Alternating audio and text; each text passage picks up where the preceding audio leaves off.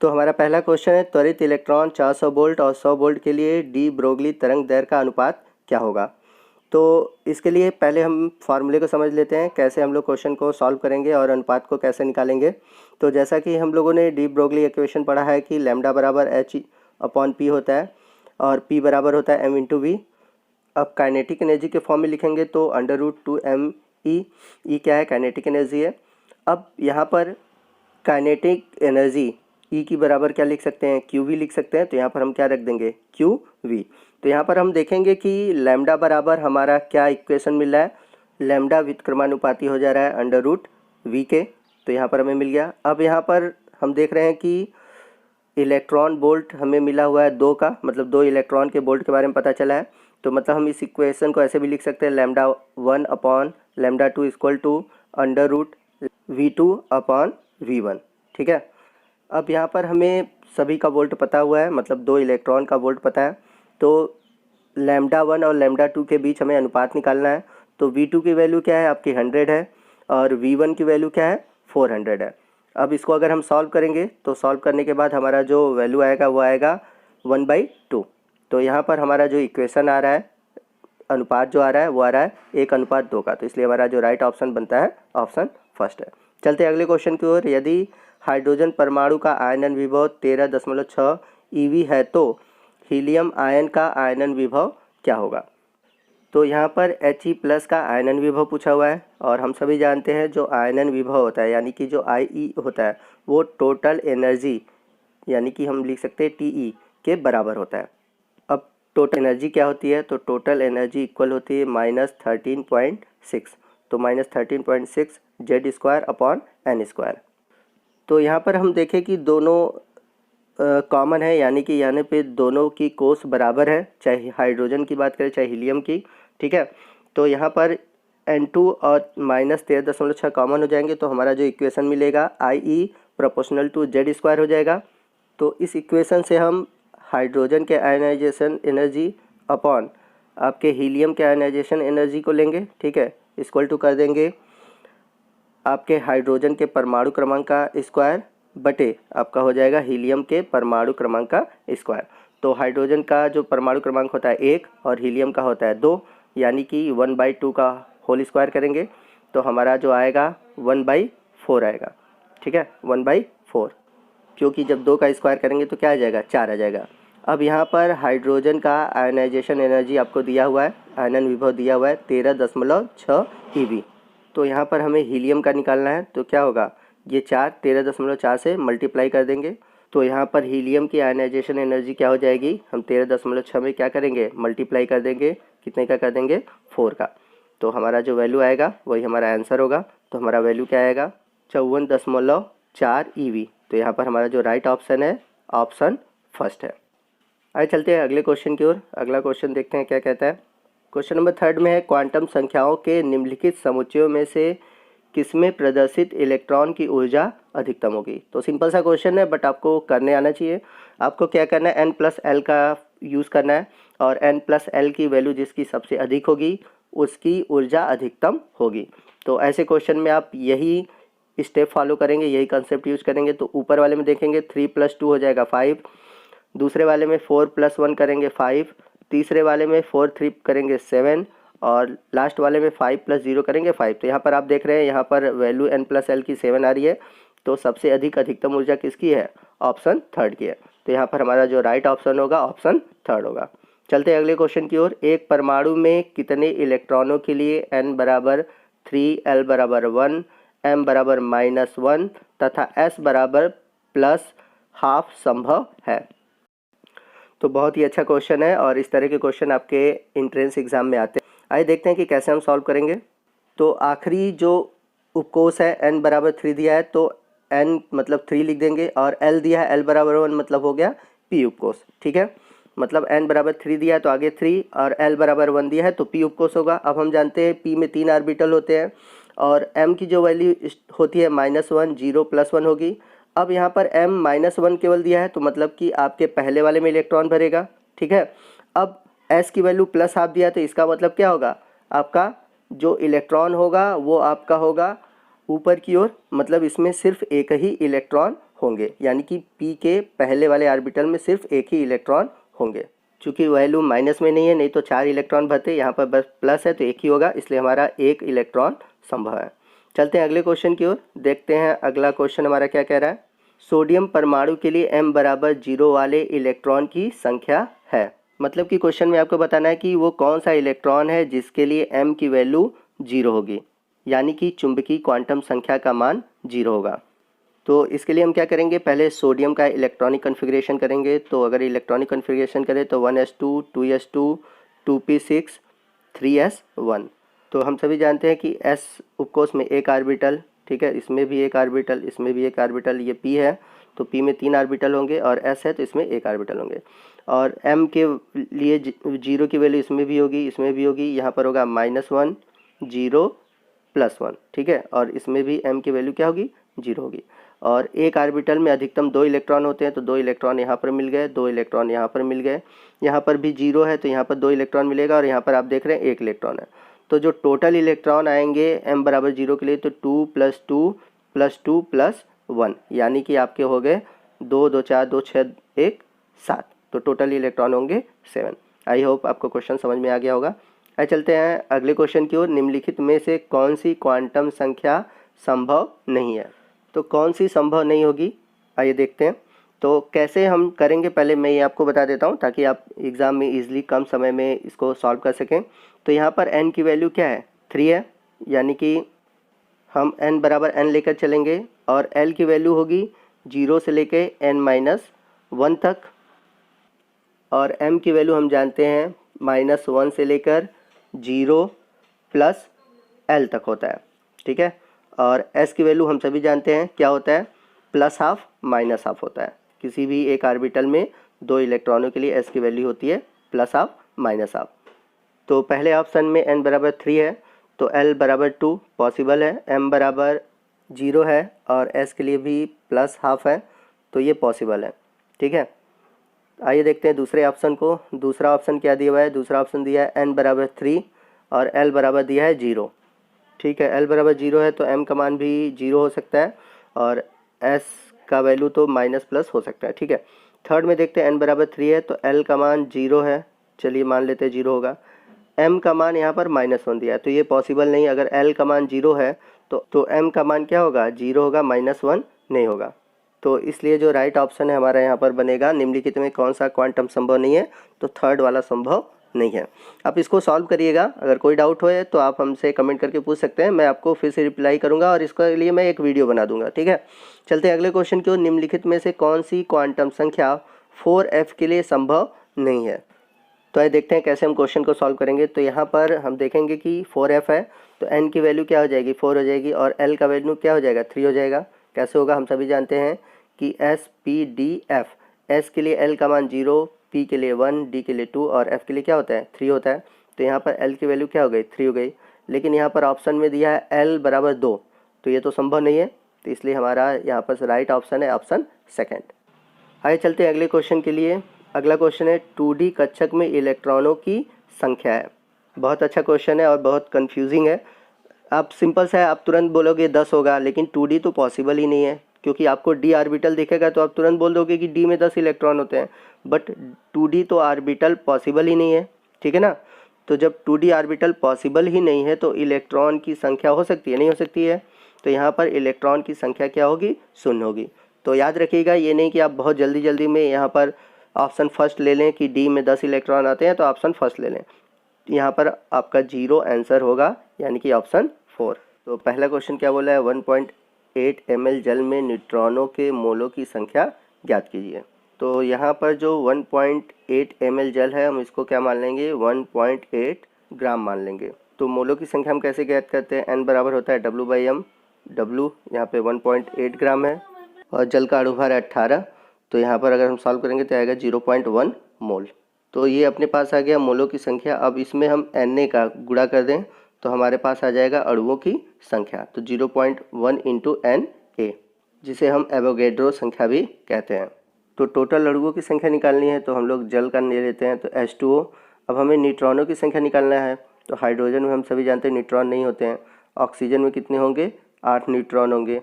इस प्रकार जल के एक अणु में 8 न्यूट्रॉन है और यहाँ पर हमारे पास टोटल मॉलिक्यूल इतना है, तो एक मॉलिक्यूल में इतने प्रोटॉन है, यानी कि 8 प्रोटॉन है। तो 0.1 में कितना होगा, तो हम क्या करेंगे 8 का मल्टीप्लाई कर देंगे, तो हमारा आ जाएगा 0.8 इंटू Na। अब यहाँ पर क्वेश्चन में पूछा हुआ है न्यूट्रॉनों के मोलों की संख्या ज्ञात करना है, तो यहाँ पर हम क्या करेंगे डिवाइडेड बाई Na कर देंगे, तो हमारा आंसर आएगा 0.8। तो यहाँ पर ऑप्शन गलत दिया हुआ है, आप इसको 0.8 सही कर लीजिएगा। तो राइट ऑप्शन ऑप्शन 4। चलिए देखते हैं अगला क्वेश्चन। अगला क्वेश्चन क्या कहता है, अगला क्वेश्चन कह रहा है 10 ml हाइड्रोकार्बन के दहन पर 20 ml CO2 तथा 30 ml जल प्राप्त होता है, तो हाइड्रोकार्बन होगा। तो जैसा कि हम सभी जानते हैं कि कोई भी हाइड्रोकार्बन हो या कोई भी ऑर्गेनिक कंपाउंड हो, जब हम उसका दहन करते हैं तो कार्बन डाइऑक्साइड और जल बनता है। तो यहाँ पर क्वेश्चन में दिया हुआ है कि 10 ml हाइड्रोकार्बन के दहन से 20 ml CO2 और 30 ml जल प्राप्त हो रहा है। ठीक है, तो हम मान लेंगे कि हमारा जो हाइड्रोकार्बन है वो है CXHY, यानी कि कार्बन मान लेंगे X है और हाइड्रोजन कितना है Y है। अब जब हम इसका दहन करेंगे, दहन करने के लिए हमें चाहिए ऑक्सीजन, तो जब हम ऑक्सीजन से रिएक्शन कराएंगे तो बनेगा CO2 प्लस H2O। ये हमेशा याद रखिएगा, कोई भी बोल दे, कोई भी हाइड्रोकार्बन या कोई भी ऑर्गेनिक कंपाउंड बोले तो हम यही यूज़ करेंगे। तो 1 मोल हाइड्रोकार्बन के दहन से कार्बन डाइऑक्साइड और 2 मोल जल के बनते हैं, तो हम CO2 के लिए X लिख देंगे और H2O के लिए Y/2 लिख देंगे। अब यहाँ पर हम लोग के 1 मोल हाइड्रोकार्बन के दहन से X CO2 मिल रहा है। यहाँ पर हम कह सकते हैं कि 1 लीटर हाइड्रोकार्बन से X लीटर CO2 बन रहा है। तो इस प्रकार हम कह सकते हैं कि 10 ml हाइड्रोकार्बन से हमें 10X CO2 मिलना चाहिए। ठीक है ना, 10 ml आपके हाइड्रोकार्बन से कितना मिलना चाहिए, 10X ml क्या मिलना चाहिए, CO2 मिलना चाहिए। बट यहाँ पर दे क्या रखा है, 20 ml दिया है, तो हम 10X इक्वल टू क्या ले सकते हैं, 20 ले सकते हैं। तो X इक्वल टू क्या हो जाएगा 20/10, तो X इक्वल टू आ जाएगा 2। उसी तरह हम वाटर के लिए भी देख सकते हैं कि 10 ml, ठीक है, हाइड्रोकार्बन कितना बनाएगा आपका 10 ml इंटू Y/2, क्योंकि हम लोगों ने कितना लिया है Y/2 लिया है। ठीक है, अब यहाँ पर दे कितना रखा है आपका 30 ml दिया है, तो यानी कि 10 इंटू Y/2 इक्वल टू 30। अब इसको हम सॉल्व करेंगे तो 10 डिवाइड हो जाएगा 2 से, तो 5 टाइम हो गया, और इधर डिवाइड कर देंगे तो आपका हो जाएगा 6 टाइम, मतलब कि y इक्वल टू आ गया 6। तो इस तरह x की वैल्यू आ गई आपकी 2 और y की वैल्यू आ गई 6। तो x हम लोगों ने कार्बन के लिए माना है, तो यहाँ पे c के नीचे 2 हो जाएगा, और y हम लोगों ने हाइड्रोजन के लिए माना है, तो h इक्वल टू क्या हो जाएगा 6। तो इस तरह हमारे हाइड्रोकार्बन का फार्मूला आएगा C2H6। यहाँ पे राइट ऑप्शन है ऑप्शन 2। आइए चलते हैं अगले क्वेश्चन की ओर। क्वेश्चन नंबर 3 है, अभिक्रिया A+2B वो क्या बना रहा है, C बना रहा है। तो यहाँ पर दे रखा है कि 5 मोल A और 8 मोल B से उत्पादित होंगे।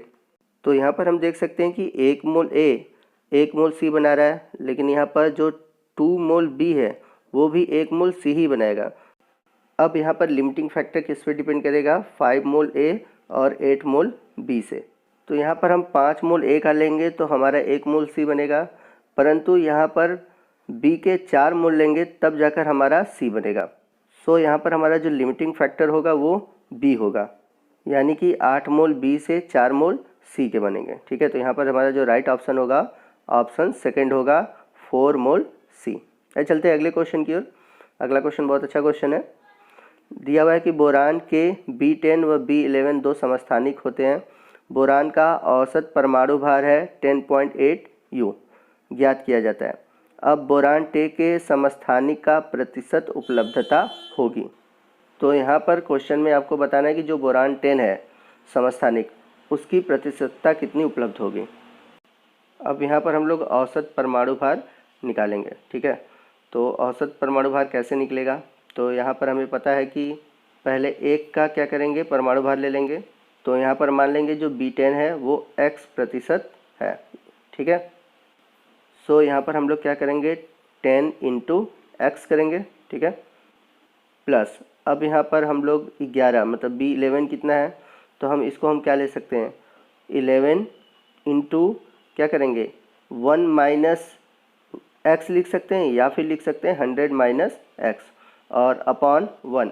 तो यदि हम ऊपर 100 माइनस x लेते तो नीचे 100 लेते, बट वहाँ पर हम लोगों ने 1 लिया है तो इसलिए नीचे अपॉन 1 किया है। तो क्वेश्चन में औसत भार दिया हुआ है आपको 10.8, ठीक है। तो x की वैल्यू हम लोग निकालेंगे, तो हम जब x की वैल्यू निकालेंगे तो हमारा कैसे आएगा 10x प्लस 11 माइनस 11x। अब यहाँ पर जो 10x है यहाँ पर माइनस 11x है, तो इससे ये माइनस हो जाएगा, यानी कि हमारा जो आएगा x इक्वल टू आ जाएगा 11 माइनस 10.8। तो अगर माइनस करेंगे तो आ जाएगा हमारा 0.2, ठीक है। तो 0.2 है, तो इसका मतलब हम इसे क्या लिख सकते हैं 20% लिख सकते हैं। तो यहाँ पर हमारा जो आंसर आएगा ऑप्शन 2 है। तो इस तरह से हम ऐसे क्वेश्चन को सॉल्व करेंगे। आइए देखते हैं अगले क्वेश्चन को। अगला क्वेश्चन है 20 ग्राम 40% शुद्ध लाइमस्टोन को गर्म करने पर प्राप्त CO2 का भार होगा। तो लाइमस्टोन दिया हुआ है, लाइमस्टोन को गर्म करना है, तो कैल्शियम कार्बोनेट को हम लाइमस्टोन बोलते हैं, यानी कि CaCO3। अब हम CaCO3 को गर्म करेंगे तो क्या बनेगा, कैल्शियम ऑक्साइड CaO बनेगा, प्लस बनेगा आपका CO2।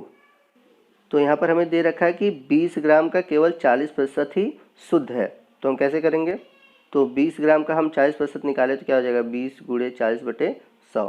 तो ये सॉल्व करेंगे तो हमारा कितना आ जाएगा 8%, यानी कि यहाँ पर 8% है, यानी कि यहाँ पर क्या आएगा 8 ग्राम आएगा। तो यहाँ पर 8 ग्राम हमारा क्या आया CaCO3 आया।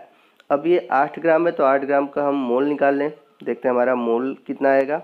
तो हम सभी जानते हैं मोलों की संख्या, ठीक है, n बराबर होता है W/m। तो W क्या है आपका 8 ग्राम है और m अणु भार है, तो CaCO3 का अणु भार आएगा 100। तो इसको सॉल्व करेंगे तो आएगा मोलों की संख्या 0.08। अब यहाँ पर हम देख सकते हैं कि 1 मोल CaCO3 1 मोल CO2 बना रहा है। तो यहाँ पर 0.08 मोल CaCO3 कितना CO2 बनाएगा, वो भी बनाएगा 0.08 मोल, ठीक है। अब हमें यहाँ पर क्या करना है कि CO2 का भार निकालना है। तो हम सभी जानते हैं भार बटे अणु भार इक्वल टू क्या होता है मोल होता है, ठीक है ना। या हम कहते हैं कि मोल बराबर क्या होता है भार बटे अणु भार। तो यहाँ पर मोलों की संख्या में H2O का पता ही है 0.08। अब हमें इसको भार निकालना है, तो मोलों की संख्या पता है, अणु भार जल का हम जानते ही हैं कितना होता है 18 होता है। तो हम क्या करेंगे 0.08 में 18 का मल्टीप्लाई कर देंगे, ठीक है। तो 18 का मल्टीप्लाई कर देंगे तो हमें भार पता चल जाएगा। तो जब हम मल्टीप्लाई करेंगे 0.08 में 18 का तो आएगा 3.52 ग्राम। तो यहाँ पर हमारा जो राइट ऑप्शन आएगा ऑप्शन 3 आएगा। चलते हैं अगले क्वेश्चन की ओर। अगला क्वेश्चन क्या कह रहा है 25 ग्राम कैल्शियम कार्बोनेट को खंडित करने के लिए आवश्यक 50% शुद्ध H2SO4 का भार क्या होगा। अब क्वेश्चन में क्या कह रहा है कि कैल्शियम कार्बोनेट को हम H2SO4 की उपस्थिति में विखंडित करते हैं। अब हम क्या करेंगे CaCO3 को H2SO4 से रिएक्ट कराएंगे तो हमारा बनेगा CaSO4 बनेगा, कैल्शियम सल्फेट बनेगा, प्लस अब क्या बन जाएगा H2CO3। तो यहाँ पर 25 ग्राम कैल्शियम कार्बोनेट दे रखा है। तो यहाँ पर हम क्या करेंगे इसके मोलों की संख्या निकालेंगे। तो मोलों की संख्या n बराबर क्या होता है W/m। तो W कितना दिया हुआ है 25 दिया हुआ है। मोलों की यहाँ पर अणुभार कितना है CaCO3 का 100 होगा, जैसा कि मैंने ऊपर भी बताया था क्वेश्चन में। तो जब हम इसको सॉल्व करेंगे तो मोलों की संख्या आ जाएगा हमारा 0.25। तो 0.25 है CaCO3 के मोलों की संख्या, उतना ही आपके H2SO4 के भी मोलों की संख्या होगा, क्योंकि यहाँ पर दोनों के अणुओं की संख्या क्या है बराबर है। तो CaCO3 का जो मोलों की संख्या है वो है 0.25, या हम इसे 1/4 भी कर सकते हैं। तो H2SO4 के मोलों की संख्या भी 1/4 होगा। और हम मोलों की संख्या बराबर क्या जानते हैं भार बटे अणु भार होता है। और यहाँ पर हमें H2SO4 का क्या बताना है भार बताना है। तो हम भार को x मान लेते हैं और अणु भार H2SO4 का होता है 98। अब x की वैल्यू निकाल लेते हैं, यानी कि भार का वैल्यू निकाल लेते हैं H2SO4 के। तो क्या होगा x बराबर हो जाएगा, यानी कि भार बराबर हो जाएगा 98/4। तो इसको हम सॉल्व करेंगे तो आपका कितना आंसर आएगा आप बता सकते हैं 24.5 ग्राम। ये हमारे पास क्या आ गया इसका भार आ गया 24.5। तो यहाँ पर जो वैल्यू आया है वो आया है आपके 50% शुद्ध H2SO4 का, ठीक है। तो 100% लेना है तो हम क्या करेंगे 2 का मल्टीप्लाई कर देंगे। तो हम यहाँ पर क्या करेंगे 24.5 में 2 का मल्टीप्लाई कर देंगे। तो जब मल्टीप्लाई कर देंगे तो हमारा आंसर क्या आ जाएगा 49 ग्राम। तो यहाँ पर हमारा जो राइट ऑप्शन है ऑप्शन 2 है। आइए चलते हैं अगले क्वेश्चन की ओर, देखते हैं अगला क्वेश्चन क्या है। अगला क्वेश्चन है 8 ग्राम H2 एवं 32 ग्राम O2 को मिलाकर जल बनाया जाता है। तो निम्न में से कौन सा कथन सत्य है। तो क्वेश्चन मैं फिर से रिपीट कर दे रहा हूँ, आप इसको समझ लीजिए। क्वेश्चन में क्या कह रहा है कि 8 ग्राम H2 और 32 ग्राम O2 को मिलाकर जल बनाया जाता है, तो निम्न में से कौन सा कथन सत्य है। तो यहाँ पर O2 सीमांत अभिकर्मक, हाइड्रोजन सीमांत अभिकर्मक दिया हुआ है। तो आइए देखते हैं कैसे पहले सॉल्व करेंगे। तो हम सभी जानते हैं कि H2 प्लस O2, ठीक है, मिलकर बनेगा H2O। तो बैलेंस करेंगे तो O2 की जगह हम हाफ O2 लिख सकते हैं। तो यहाँ पर हाइड्रोजन का भार दिया हुआ 8 ग्राम, तो इसके मोलों की संख्या क्या हो जाएगा 8/2। 2 इसका क्या होगा अणुभार होगा, तो इसके मोलों की संख्या होगी 4। वहीं बात करें हम ऑक्सीजन की, तो ऑक्सीजन का भार दिया हुआ है 32 और इसका अणुभार निकालेंगे तो 32, सॉल्व करेंगे तो आ जाएगा 1। तो यहाँ पर देख रहे हैं हाफ दिया हुआ है, तो यानी कि हाफ बना रहा है 1, तो 1 कितना बना देगा 2 बना देगा, तो यहाँ पर क्या ले लेंगे 2 मोल। और हाइड्रोजन का कितना दे रखा है 4 मोल दे रखा है, हम लोगों ने 4 मोल निकाला है। तो यहाँ पर सबसे कम अणु किसके हैं ऑक्सीजन के हैं, तो यहाँ पर ऑक्सीजन जो है सीमांत अभिकर्मक का कार्य कर रहा है, तो यहाँ पर पहला ऑप्शन सही है, ऑक्सीजन सीमांत अभिकर्मक है। तो राइट ऑप्शन फर्स्ट। आइए देखते हैं अगला क्वेश्चन क्या है। आई थिंक अगला क्वेश्चन हमारा क्वेश्चन नंबर 8 है। तो क्वेश्चन नंबर 8 क्या कह रहा है, 4 लीटर CO के पूर्ण दहन के लिए आवश्यक O2 का NTP पर आयतन क्या होगा। तो क्वेश्चन में क्या कह रहा है कि 4 लीटर CO है, ठीक है, उसका हम पूर्ण दहन कर रहे हैं, मतलब ऑक्सीजन से क्रिया करा रहे हैं। तो O2 से अभिक्रिया कराएंगे तो बन रहा है हमारा क्या बनेगा CO2 बनेगा। तो यहाँ पर बैलेंस करेंगे 1/2 कर देंगे। तो NTP पर आयतन पूछा गया है ऑक्सीजन का। तो यहाँ पर हम देख सकते हैं कि जो 1 मोल CO है वो हाफ मोल O2 का लेगा। हम सभी जानते हैं कि जो वॉल्यूम होता है N के समानुपाती होता है, यानी कि आयतन आपके समानुपाती होता है मोलों की संख्या के। तो यहाँ पर CO की मोलों की संख्या 4 है, ठीक है। तो ऑक्सीजन का कितना होगा, तो आधा है, तो यानी कि आपका क्या हो जाएगा 2 लीटर हो जाएगा। तो यहाँ पर आपका जो राइट ऑप्शन होगा ऑप्शन थर्ड होगा 2 लीटर। इसका दूसरा तरीका भी है जो लंबा है, बट आप वो तरीकों को मत यूज़ करिएगा, आप सिंपली इसी तरीकों को यूज़ करिएगा। अगला क्वेश्चन क्या कह रहा है कि एक गैस का अणु शुद्ध COX पाया गया, यदि इसका वाष्प घनत्व 70 है तो x का मान होगा। तो कैसे करेंगे सॉल्व, आइए देखते हैं। तो हम सभी जानते हैं कि वाष्प घनत्व में 2 का मल्टीप्लाई कर दे तो अणुभार आ जाएगा, तो 70 में 2 का गुणा कर दें, ठीक है ना, तो आ जाएगा 140, यानी कि इसका अणुभार कितना हो गया 140 हो जाएगा, ठीक है ना। तो 70 × 2 140 अणुभार हो गया। अब यहाँ पर क्या दे रखा है COX दे रखा है, ठीक है ना। तो हम सभी जानते हैं कि C का जो परमाणु भार होता है वो होता है 12, तो 12 x का मल्टीप्लाई कर देंगे 12x हो जाएगा, ठीक है, प्लस ऑक्सीजन का परमाणु भार होता है कितना होता है 16 होता है, तो 16x हो जाएगा। और ये टोटल किसके बराबर हो जाएगा 140 के।